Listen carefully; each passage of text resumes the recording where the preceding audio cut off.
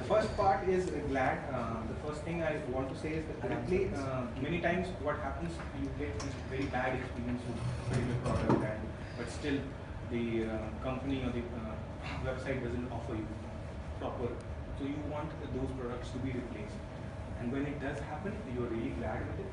So one of the experiences, it was shared by Domino's, Pizza Hut, and many other like those outlets that provided one of my Siddharth gave me an example of his pizza would burn when he ordered it.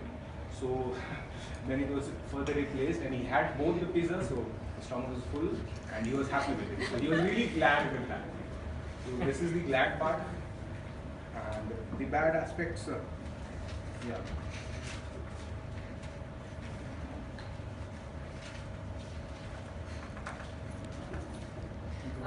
There is another example on Amazon. There are many sites, online sites are there where they try to sell a product, but often the details are not mentioned clearly.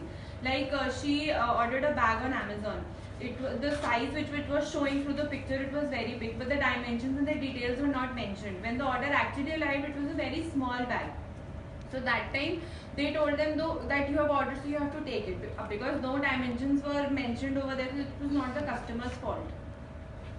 So coming on to the mad aspect, one of the examples given by Trupti was she went to outlet Zara, very known brand. So the product which she wanted, particular kind of product, was not there, and the response of the people over there was very bad.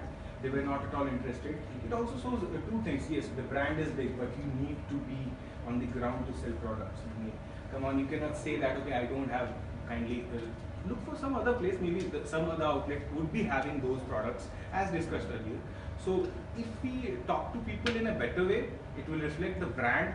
Zara, as we know, is a very big brand, but now after getting these kind of feedbacks, maybe people will rethink about it going to a Zara store. The big brands, basically they should stay true to their brand image which they have created. They should stay true to their customers who very loyally come there and ask for their products. But at their time when they ask for a product and they do not make any extra efforts to sell the product to the customer. They simply just say a big no, that no, we do not have this size available.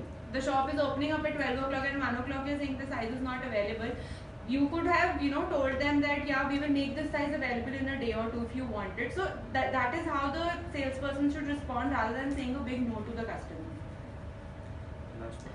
The next, then we have the skill sets which the managers should have. So the skills, according to us, the manager should, the salesperson should have organizing skills.